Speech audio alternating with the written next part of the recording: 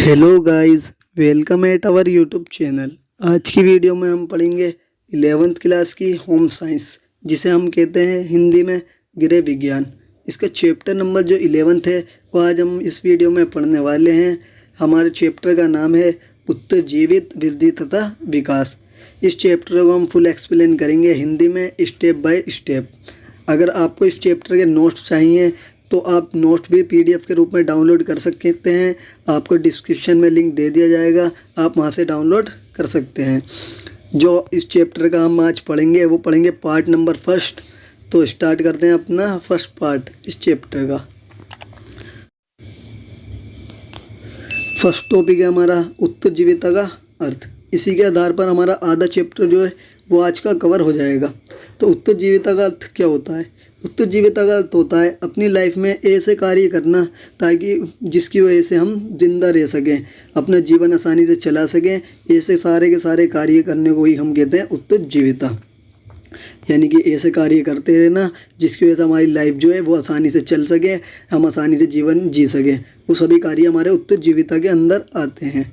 जैसे कि हम खाना खाते हैं तो खाना खाना हमारे लिए बहुत ज़्यादा ज़रूरी है। हम खाना इसलिए खाते हैं ताकि हम जिंदा रह सकें, अपनी लाइफ को आसानी से चला सकें। हम पानी पीते हैं, हम पानी भी इसलिए ही पीते हैं ताकि हमारी लाइफ जो है आसानी से चलती रहे। तो पानी पीना, खाना खाना जो कि हमारे लिए बहुत ज़्यादा ज़रूरी काम है हमारी लाइफ के लिए, इसी सारे तरीके के सारे काम जो आते हैं हमारे उत्तरजीविता के अंदर आते हैं। अगर हम अच्छी तरीके से जीवन को चलाना चाहते हैं तो हमें ज़्यादातर ऐसे तत्वों को ग्रहण करना होगा जिसकी वजह से हम रोगों से बच सकें। यानी कि हमें इतने अच्छा खाना खाना होगा जिसकी वजह से हमें बहुत अच्छे तत्व मिल सकें और वो हमारी बीमारियों से लड़ने में रक्षा कर सकें। हमें साफ़ वातावरण में रहना भी ज़रूरी है ताकि हम रोगों से बच सकें और अच्छी तरीके से ज़िंदगी को जी सकें। नेक्स्ट टॉपिक पर आते हैं हम अपने। नेक्स्ट टॉपिक है हमारा UNF की रिपोर्ट। तो आपको सबसे पहले ये पता होना चाहिए कि UNF होता क्या है। ये एक संस्था होती है जो कि ये बताती है कि किस देश में, किस महाद्वीप में कितने बच्चे जी रहे हैं, कितने बच्चे पैदा हो रहे हैं और कितने बच्चे जो हैं उनकी मृत्यु हो रही है। ये सारी की सारी डिटेल जो देती है वो UNF रिपोर्ट देती है। ये संस्था जो होती है उसकी रिपोर्ट होती है। तो इनने एक बार ये बताया था कि बच्चों की जो है पूरी दुनिया में ज़्यादातर बच्चों की अच्छी तरीके से देखभाल नहीं होती है। बच्चों की देखभाल करना बहुत ज़्यादा ज़रूरी है ताकि उनकी मृत्यु ना हो। उन्होंने ये बताया था कि एक बार 92 लाख बच्चे होते वो पैदा हुए थे पूरे वर्ल्ड में। उसमें से 5 लाख वर्ष की आयु में बहुत सारे बच्चे मर गए थे और उनके मरने का सबसे बड़ा कारण यही था कि वो या तो किसी रोग से ग्रस्त हो गए थे या फिर कुपोषण के शिकार हो गए थे। इस रिपोर्ट में ये भी बताया गया था कि उनमें से जो 3 लाख बच्चे जो मरे थे वो दक्षिण एशिया के देशों से ही मरे थे। दक्षिण एशिया में उन देशों को शामिल किया जाता है जो कि भारत तथा उसके पड़ोसी देशों से रिलेटेड हैं। तो यही बताया गया था कि दक्षिण एशिया के जो देश हैं वो सबसे ज़्यादा बच्चे वहाँ से मरे थे और उसका सबसे बड़ा कारण यही बताया गया है कि उनमें या तो कुपोषण हो गया था या वो किसी रोग से ग्रस्त हो गए थे। नेक्स्ट टॉपिक है हमारा बच्चों को होने वाले रोग। यानी कि छोटे बच्चे जो होते हैं उन्हें कौन कौन से रोग हो जाते हैं, कौन कौन सी बीमारी हो जाती हैं। तो बच्चों को होने वाला सबसे पहला रोग जो है वो है तपेदिक काली खांसी, जिसकी वजह से बच्चे जो हैं हल्के हल्के खांसने लगते हैं, उन्हें सही तरीके से सांस नहीं आता है। दूसरा रोग जो बच्चों को होता है उसका नाम है डिप्थीरिया। तीसरा होता है पोलियो, जिसके लिए बच्चों को पोलियो की दवाई भी पिलाई जाती है। एक रोग जो होता है वो है उसका नाम है टिटनेस। टिटनेस का इंजेक्शन बच्चों को लगाया जाता है ताकि ये रोग बच्चों को ना हो। बच्चे जो हैं उनकी मृत्यु का कारण जो है यही माना जाता है या तो बचपन में उनको बहुत ज़्यादा रोग हो गया था, बहुत ज़्यादा बच्चे बीमार रहते थे, उनका की मृत्यु हो जाती है। या फिर कुछ बच्चे ऐसे भी होते हैं जो कि कुपोषण के कारण मर जाते हैं। उनको गरीबी होती है, उनके घर में खाने पीने को अच्छी तरीके से नहीं मिलता, जिसकी वजह से कुपोषण का शिकार हो जाते हैं छोटे बच्चे, उनकी मृत्यु हो जाती है। नेक्स्ट टॉपिक है हमारा बच्चों के वृद्धि और विकास के लिए आवश्यक तत्व। यानी कि अगर किसी भी बच्चे का अच्छी तरीके से वृद्धि करनी है और विकास करना है तो आपको क्या क्या चीज़ें ज़रूरी देनी पड़ेंगी बच्चों को ताकि उसका वृद्धि और विकास अच्छी तरीके से हो सके। तो सबसे पहले बच्चों को पौष्टिक खाना देना होगा, यानी कि अच्छा खाना जो कि उसे बहुत ज़्यादा तत्व अच्छे तत्व दे सके, जिसकी वजह से बच्चा रोग से लड़ सके। बच्चा जो है उसे स्वस्थ जल देना होगा, यानी कि प्योर जल, जिसकी वजह से उसके शरीर की जितनी भी क्रियाएं वो आसानी से अच्छी तरीके से चल सकें। बच्चों को साफ़ सफाई देनी होगी, क्योंकि गंदगी की वजह से ही सबसे ज़्यादा बीमारियां बच्चों को फैलती हैं। एक अन्य चीज़ भी हम कह सकते हैं, जब बच्चा बड़ा हो जाए, थोड़ा समझदार हो जाए, तो उसके लिए शिक्षा भी बहुत ज़्यादा ज़रूरी है। शिक्षा के द्वारा बच्चा जागरूक होता है, उसे जानकारी पता चलती है और किसी भी चीज़ के सही गलत होने का बच्चे को पता चलता है जब वो शिक्षा ग्रहण कर लेता है। तो हम कह सकते हैं शिक्षा भी बहुत ज़्यादा ज़रूरी है बच्चे के वृद्धि और विकास के लिए। नेक्स्ट टॉपिक है हमारा वृद्धि तथा विकास में अंतर। ये आपके चैप्टर का मोस्ट इम्पोर्टेंट क्वेश्चन है, जो कि बिल्कुल एज इट इज़ आपके एग्ज़ाम में 3 मार्क्स का आता है और ज़्यादातर हर एग्ज़ाम में आपको देखने को मिलेगा। ये सबसे ज़्यादा रिपीट होने वाला क्वेश्चन है आपके एग्ज़ाम का। तो समझ लेते हैं वृद्धि तथा विकास में अंतर क्या होता है। वृद्धि जो है, वृद्धि का संबंध होता है परिणाम से, यानी कि जब किसी भी चीज़ में आकार बढ़ जाए, किसी भी चीज़ का, किसी चीज़ की लंबाई बढ़ जाए, या फिर जो किसी भी चीज़ का वज़न बढ़ जाए, उसे ही कहा जाता है वृद्धि। वृद्धि जो है, वृद्धि बताती है कि किसी भी चीज़ के आकार में परिवर्तन हो गया, लंबाई में या फिर वजन में। वृद्धि जो है उसे आप माप भी सकते हो, जिसकी आप कोई भी वस्तु नापते हो कि वो 1 मीटर है, 2 मीटर है, या फिर 1 किलो है, 2 किलो है, लीटर में भी माप लेते हो आप। तो वृद्धि जो है उसे आसानी से मापा जा सकता है। वृद्धि का उदाहरण अगर आप देखें तो ये आप इस तरीके से देख सकते हो कि बच्चा जब छोटा होता है तो उसका वजन मान लीजिए 20 किलो होता है। जब बच्चा बड़ा हो गया, 1-2 साल बाद उसका वजन 30 किलो हो गया, तो इस तरीके से 10 किलो की वृद्धि हो गई। जिसकी लंबाई देख सकते हैं आप, पहले किसी बच्चे की हाइट 3 फीट हो और कुछ टाइम बाद उसकी हाइट जो है वो 4 फीट हो जाए, तो उसकी लंबाई में वृद्धि हो गई। तो इस तरीके से आप उदाहरण भी बता सकते हो कि किसी भी चीज़ की जब लंबाई में परिवर्तन होता है, वजन में परिवर्तन होता है, आकार में परिवर्तन होता है, तो इसे ही कहा जाता है वृद्धि। वृद्धि का जो 4th पॉइंट हमारा ये है, वृद्धि जो है वो बताता है हमें शरीर में परिवर्तन हो रहे हैं, कि यानी कि हड्डियाँ बढ़ जाती हैं, बच्चों की लंबाई बढ़ जाती है, वजन बदल जाता है, आकार बदल जाता है शरीर का। जैसे बच्चे का सर जो है पहले छोटा होता है बहुत ज़्यादा, जैसे जैसे बड़ा होता है बच्चा, उसका शरीर भी बड़ा होता रहता है, उसके सर, हाथ, पैर सब लंबे होते चले जाते हैं। और वृद्धि का जो सबसे इम्पोर्टेंट पार्ट है, जो कि आपको ये भी पता होना चाहिए कि वृद्धि बस खाली ये नहीं है कि वजन में या लंबाई का बढ़ना वृद्धि हो। वृद्धि कई बार आंतरिक अंगों का भी बढ़ना हो सकता है। जैसे कि आपने शरीर के अंदर देखा होगा, आपका हार्ट यानी कि दिल, आपको कभी दिखता नहीं है कि हमारे दिल की लंबाई बढ़ रही है या घट रही है। आपको किडनी के बारे में नहीं पता, अपने फेफड़ों के बारे में, अपनी मांसपेशियों के बारे में, परंतु हम इतना जानते हैं कि ये आकार में भी परिवर्तन होता है इनका और वजन में भी परिवर्तन होता है, परंतु हम इन्हें देख नहीं सकते। इस तरीके से आप कह सकते हो कि ऐसी चीज़ें जिनको हम देख नहीं सकते, अगर उनके आकार में, लंबाई में, वजन में परिवर्तन हो रहा है तो हम उसे भी कहेंगे वृद्धि। अब समझ लेते हैं हम विकास क्या होता है। विकास जो है, विकास को नाप नहीं सकते, हम तोल नहीं सकते, ना ही आकार बता सकते हैं विकास का। विकास का संबंध होता है गुणवत्ता में परिवर्तन। जब भी किसी भी चीज़ जो है वो पहले थोड़ी अच्छी क्वालिटी की हो, फिर उसके बाद वो बहुत ज़्यादा अच्छी क्वालिटी की हो जाए, तो उसकी गुणवत्ता में परिवर्तन हो जाए, अच्छाइयों में परिवर्तन हो जाता है, तो इसे ही कहते हैं हम विकास। विकास जो है, विकास को हम बस खाली इस तरीके से नहीं माप सकते हैं जैसे कि वृद्धि को नाप सकते हैं हम 1 किलो, 2 किलो या 3 किलो मीटर में। इस तरीके से विकास को नहीं मापा जा सकता। विकास को बस खाली आप महसूस कर सकते हो कि कोई बच्चा जो है वो पहले कम समझदार था, अब जैसे जैसे बच्चा बड़ा हो गया है वो समझदार होता चले गया है। विकास जो है, विकास एकदम से नहीं होता बिल्कुल भी, विकास धीरे धीरे होता है। जैसे कि कोई बच्चा होता है, उससे आपने देखा होगा वो बस खाली लेटा रहता है, जैसे जैसे वो बड़ा होता है वो पहले सिर उठाना शुरू करता है बच्चा, फिर दाएं बाएं देखता है बच्चा, करवट बदलता है और फिर धीरे धीरे चलना भी सीख जाता है। तो इस तरीके स्टेप बाय स्टेप जो विकास होता है, हमेशा एकदम से नहीं होता है। तो इसे आप माप नहीं सकते कि बच्चे ने किस तरीके से चलना शुरू करा, बस खाली आप इसे महसूस कर सकते हैं या फिर देख सकते हैं। तो यही होती है विकास की अवस्था।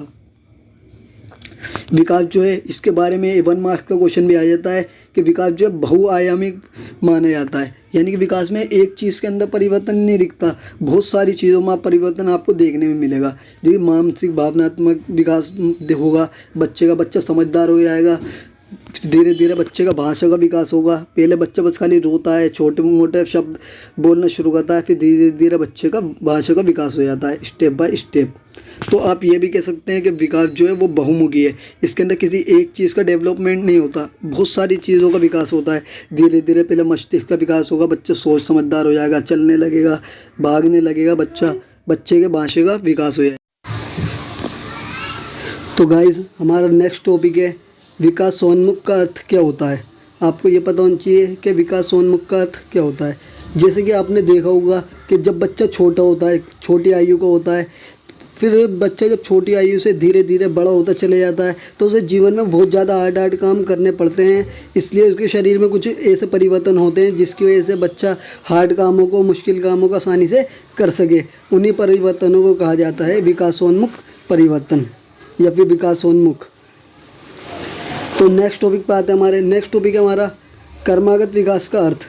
नेक्स्ट टॉपिक है आपका, तो देख लेते हैं कर्मागत विकास का अर्थ क्या होता है। जैसे कि आपने देखा होगा कभी भी किसी भी इंसान हो या जानवर, किसी का कभी विकास एकदम से नहीं होता। यानी कि कोई भी इंसान एकदम ही बच्चे से सीधे बड़ा नहीं हो जाता, स्टेप बाय स्टेप उसका विकास होता है। इसे ही कहा जाता है कर्मागत विकास।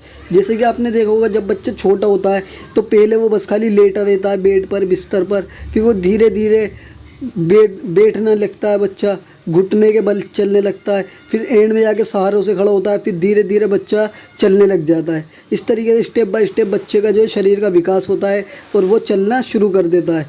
कभी भी विकास एकदम से नहीं होता, धीरे धीरे ही विकास होता है, स्टेप बाय स्टेप। इसे ही कहा जाता है कर्मागत विकास। नेक्स्ट टॉपिक है हमारा विकास के क्षेत्र। यानी कि विकास जो होता है वो किन किन जगह पर देखने को मिलेगा आपको। तो विकास के जो है बहुत सारे क्षेत्र हैं, जी इसलिए हम कहते हैं विकास को कि विकास जो है बहुमुखी है। विकास बहुत सारी जगह पे होता है, एक जगह पे नहीं होता, इसलिए विकास के कई क्षेत्र हैं। सबसे पहला क्षेत्र जो है विकास का वो है शारीरिक विकास। शारीरिक विकास जो है ये ऐसा विकास होता है जो हमारे शरीर से रिलेटेड होता है। शरीर के अंगों का जो विकास होगा वो हमारा शारीरिक विकास होगा। अब क्रियात्मक विकास के बारे में भी अभी आगे हम पढ़ेंगे कि क्रियात्मक विकास होता क्या है। एक विकास होता है हमारा संवेदनात्मक विकास, संज्ञानात्मक विकास, भाषा विकास, सामाजिक विकास, भावनात्मक विकास और व्यक्तिगत विकास। इन सभी विकासों के बारे में अभी हम आगे पढ़ेंगे। ये सभी हैं विकास के प्रकार। सबसे पहले जो हम पढ़ेंगे वो पढ़ेंगे शारीरिक विकास के बारे में। शारीरिक विकास जो होता है वो ऐसा विकास होता है जिसके अंदर हमारे शरीर में वृद्धि होती है। जैसे कि आपने देखा होगा कि पहले जब बच्चा होता है उसकी हड्डियाँ भी छोटी होती हैं, हाइट, लंबाई, हर वजन, हर चीज़ बच्चे का छोटा होता है। जब बच्चा बड़ा होता है तो उसकी लंबाई भी बढ़ जाती है, वजन भी और हाइट भी। तो इस तरीके से शरीर में वृद्धि हो जाती है, उसकी हड्डियों का, हर शरीर की हर चीज़ का आकार बढ़ जाता है। विकास जो होता है वो गर्भावस्था से ही शुरू हो जाता है बच्चे के शरीर में। जब बच्चा जन्म नहीं लेता है, सीधे गर्भ में होता है माँ के, जब इसे बच्चे का विकास होना शरीर का शुरू हो जाता है। आप जो शारीरिक विकास को देख सकते हैं वो देख सकते हैं लंबाई बढ़ने के अंदर बच्चे की, और या फिर विभिन्न अंग बढ़ रहे हैं, बच्चे के बॉडी के पार्ट्स बढ़ रहे हैं। इसमें आप देख सकते हो कि शारीरिक विकास हो रहा है। नेक्स्ट हमारा क्रियात्मक विकास। क्रियात्मक विकास किसे कहते हैं? हमारे शरीर की जितनी भी गतिविधियां, सारे के सारे काम हैं वो किस तरीके से हो रहे हैं, हमारे शरीर किस तरीके से उन कामों को कंट्रोल कर रहा है, इसे ही कहा जाता है क्रियात्मक विकास। हमारे शरीर की जो जितनी भी क्रियाएं उन सब पे हमारा शरीर कंट्रोल करता है और हम अपने किसी भी काम को आसानी से कर सकते हैं। हमारे कंट्रोल करने की प्रक्रिया जो है हमारी क्रियात्मक विकास है और यही हमारी कार्य करने की क्षमता है। क्रियात्मक विकास जो होते हैं वो दो तरीके के होते हैं। एक होता है स्थूल क्रियात्मक विकास और एक होता है सूक्ष्म क्रियात्मक विकास। जो स्थूल क्रियात्मक विकास जो होता है वो हमारे शरीर की जो बड़ी मांसपेशियां जो होती हैं उनसे जुड़ा होता है। जितनी भी बड़ी मांसपेशी से रिलेटेड विकास जो होते हैं वो आते हैं हमारे स्थूल क्रियात्मक विकास के अंदर। इस विकास को आप जो देख सकते हो वो देख सकते हो अपने कंधे में, जांघ में, पेट के ऊपरी भुजा, इन सारी जगह पर जो विकास होगा वो सारा स्थूल क्रियात्मक विकास के अंडर में आता है। जो बड़ी मांसपेशियाँ जो होती हैं हमारी, उनका प्रयोग करके हम क्या कर सकते हैं, बैठ सकते हैं, हम आसानी से चल सकते हैं, भाग सकते हैं, ये साइकिल वगैरह चला सकते हैं। परंतु जो सूक्ष्म वाली जो होती है हमारी सूक्ष्म क्रियात्मक विकास, ये होता है हमारी छोटी मांसपेशियों के अंदर। जो छोटी मांसपेशियाँ जो होती हैं इनसे रिलेटेड आपके काम हो जाएंगे। उंगलियों में दिख जाएगा आपको ये विकास, अंगूठे में दिख जाएगा, ये सारे के सारे जो छोटे छोटे जो हमारे अंगूठे के उंगलियों के जो विकास हैं ये छोटे मांसपेशियों से रिलेटेड हैं, इसलिए इन्हें कहा जाता है हमें सूक्ष्म क्रियात्मक विकास। ये विकास जो देख सकते हो, आप देख सकते हो किसी चित्र बनाने में, जब कोई व्यक्ति चित्र बनाता है उस टाइम पे उसके हाथ का जो विकास होगा वो होगा सूक्ष्म क्रियात्मक विकास। जैसे कि आप किसी चीज़ को पकड़ रहे हो तो वो भी हाथ से पकड़ोगे आप, हाथ में छोटी छोटी मांसपेशियाँ होती हैं, इसलिए हाथ से करने वाले काम भी हमारे सूक्ष्म क्रियात्मक विकास के अंदर ही आते हैं। नेक्स्ट जो टॉपिक है हमारा, नेक्स्ट टॉपिक है संवेगात्मक विकास क्या होता है। आपको ये भी पता होना चाहिए, जो हमारा शरीर के का ऐसा विकास जो कि हमारी ज्ञानेंद्रियों में होता है। अब ज्ञानेंद्रिय क्या होती हैं? ज्ञानेंद्रिय ऐसा पार्ट होता है हमारे शरीर के जो हमारे सूंघने के, देखने के, सुनने के, स्पर्श करने के, स्वाद आदि पहचानने के काम आते हैं। जैसे कि हमारी जीभ जो है, जीभ हमारी क्या है, स्वाद पहचानती है, इसलिए ये हमारी ज्ञानेंद्रिय। आँख हमें देखने का काम करती है, आँख हमारी ज्ञानेंद्रिय। नाक हमारा सूंघने का काम करती है, तो हमारी नाक भी ज्ञानेंद्रिय है। सुनने का काम कान करते हैं, तो कान भी हमारी ज्ञानेंद्रिय है। इस तरीके से ये सब जो पार्ट है हमारे, जो कि हमारे ये चारों पांचों कामों में आते हैं, वही ज्ञानेंद्रिय से रिलेटेड होते हैं। और जितने भी काम ज्ञानेंद्रियों से रिलेटेड है, जैसे कि सूंघना, किसी भी चीज़ को देखना, सुनना, स्पर्श करना, स्वाद चखना किसी भी चीज़ का, ये सारे के सारे आते हैं हमारे संवेगात्मक विकास के अंडर में। जो संवेगात्मक विकास जो होता है वो जन्म से शुरू हो जाता है, जब बच्चा जन्म लेता है उसी टाइम से। जैसे कि आपने देखा होगा, जब बच्चे के पास कोई स्मेल लाई जाती है तो बच्चा भी उसे पहचान कर अपना मुँह फेर लेता है। और कभी कभार आपने ये भी देखा होगा कि कोई भी बच्चा जब खेल रहा हो, अचानक कोई उसे आवाज़ लगा दे तो बच्चा जो है अपना सर घुमाकर उसकी तरफ देखता है, जो इंसान आवाज़ लगा रहा है, क्योंकि बच्चा जो आसानी से सुन सकता है, उसकी ज्ञानेंद्रियों का विकास हो रहा है। नेक्स्ट जो टॉपिक है हमारा, नेक्स्ट टॉपिक है संज्ञानात्मक विकास। जैसे कि आपने देखा होगा कि बच्चा जब छोटा होता है तो वो ज़्यादा समझदार नहीं होता, उसे ज़्यादा समझ नहीं होती, परंतु जब बच्चा धीरे धीरे आयु के साथ बढ़ने लगता है तो वो बहुत ज़्यादा चीज़ों को भी सोचने और समझने लगता है। उसकी सोचने समझने की क्षमता में जो विकास हो रहा है उसे ही कहा जाता है संज्ञानात्मक विकास। जैसे कि आपने कई बार देखा होगा कि छोटे बच्चे जो हैं उनके सामने कोई चीज़ लाई जाए तो उसके बारे में आसानी से नहीं समझ सकते, परंतु जब बच्चा बड़ा हो जाता है तो हर चीज़ को, हर बात को आसानी से समझने लगता है, क्योंकि बच्चा जो है उसके अंदर विकास हो गया है संज्ञानात्मक विकास। नेक्स्ट जो टॉपिक है हमारा, नेक्स्ट टॉपिक है भाषा संबंधित विकास। अब भाषा का विकास भी मानव के शरीर में एकदम से अचानक नहीं होता, धीरे धीरे स्टेप बाय स्टेप क्रमागत रूप से विकास होता है हमारी भाषा का। जैसे कि बच्चा जब छोटा होता है तो बोलता नहीं है, बस खाली रोता है। रोने के साथ साथ जब बच्चा धीरे धीरे बड़ा होता जाता है तो छोटी छोटी आवाज़ निकालने हल्की हल्की शुरू करता है, धीरे धीरे छोटे छोटे शब्द प्रयोग करता है वो, जैसे माँ, पापा, अम्मा, इस टाइप के छोटे छोटे वर्ड जो है बच्चा प्रयोग करना शुरू कर देता है। फिर धीरे धीरे घर वालों को, अपने पेरेंट्स को, अपने रिश्तेदार, दोस्तों और अपने भाई बहनों को देखकर ही बच्चा बोलना शुरू कर देता है। कुछ विकास ऐसे होते हैं हमारे जो कि हमारी भावनाओं से जुड़े होते हैं, वो विकास आते हैं हमारे भावनात्मक विकास के अंदर। जैसे कि हमारा हंसना, रोना या गुस्सा करना, ये सारी हमारी भावनाएं, इसलिए ये सारी भावनाओं वाली विकास ही हमारा भावनात्मक विकास के अंडर में आता है। नेक्स्ट जो टॉपिक है हमारा, नेक्स्ट टॉपिक है व्यक्तिगत विकास। व्यक्तिगत विकास वो होता है जो व्यक्ति का पर्सनल होता है, अंदर का।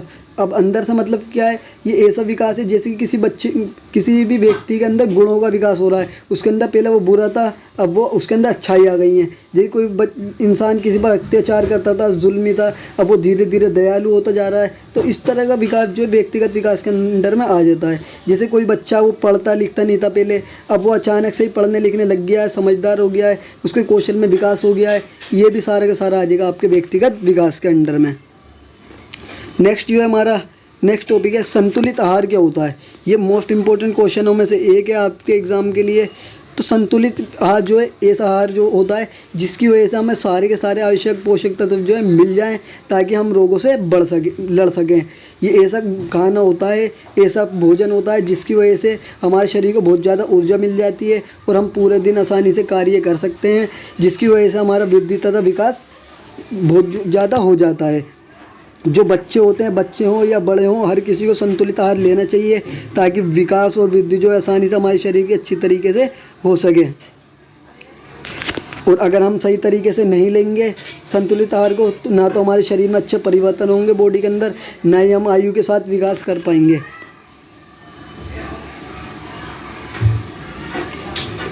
जितनी भी बढ़ती आयु में हमारी सारी विशेषता होती हैं वो संतुलित आहार की वजह से ही पूरी की जाती हैं। कि जब बच्चा विकास करता है धीरे धीरे तो उसे बहुत ज़्यादा अच्छा भोजन चाहिए होता है, जब भी उसकी बॉडी अच्छी तरीके से ग्रो कर पाती है, अन्यथा तो बच्चे की बॉडी पर बुरे प्रभाव पड़ते हैं और बच्चा जो है वो रोग का शिकार हो जाता है। 10 वर्ष की आयु के बाद लड़का हो या लड़की हो, हर किसी की संतुलित आहार की आवश्यकता अलग है। लड़कियों के लिए अलग भोजन है और लड़कों के लिए अलग भोजन होता है। नेक्स्ट जो हमारा नेक्स्ट टॉपिक है भारत आयुर्विज्ञान अनुसंधान परिषद। इसकी फुल फॉर्म आ सकती है आपके एग्ज़ाम में लिखने को। इसको शॉर्ट में कहते हैं ICSMR। ये आप बता देंगे। ICMR का मतलब होता है भारत आयुर्विज्ञान अनुसंधान परिषद। इसके अनुसार बाल्यावस्था के वर्षों को विभिन्न चरणों में व्यक्त किया गया है। यानी कि इन्होंने जो एक संस्था है हमारी ICMR, इन्होंने हमारे भारत के जो बच्चों की को जो है वो कई सारे पार्टों में बांट दिया उनके जीवन को। जैसे सबसे पहला पार्ट बनाया उन्होंने शेषवावस्था। शेषवावस्था में उन्होंने बच्चे का जो जीवन रखा है वो रखा है 6 माह से लेके 6 से 12 माह तक। यानी 6 से 12 माह तक जो बच्चे का समय होगा जीवन का वो आएगा शेषवावस्था के अंदर। परंतु एक जो हमारा सेकंड है वो है पूर्व विद्यालय वर्ष। पूर्व का मतलब होता है पहले, यानी कि जब बच्चा छोटा होता है 1 से 3 या 4 से 6 वर्ष का होता है बच्चा, तो जब वो स्कूल नहीं जाता, स्कूल जाने से पहले का उसका जो समय होता है उसे कहा गया पूर्व विद्यालय वर्ष। जब बच्चा धीरे धीरे बड़ा होने लग जाता है, उसकी एज जो होती है वो 7 से 9 वर्ष तक हो जाती है या 10 से 12 तक हो जाती है, तो विद्यालय जाने लगता है बच्चा, तो उसका नाम रख दिया जाता है विद्यालय वर्ष का बच्चा। तो गाइज़ आज की वीडियो में इतना ही। Thank for watching. Thank you, धन्यवाद।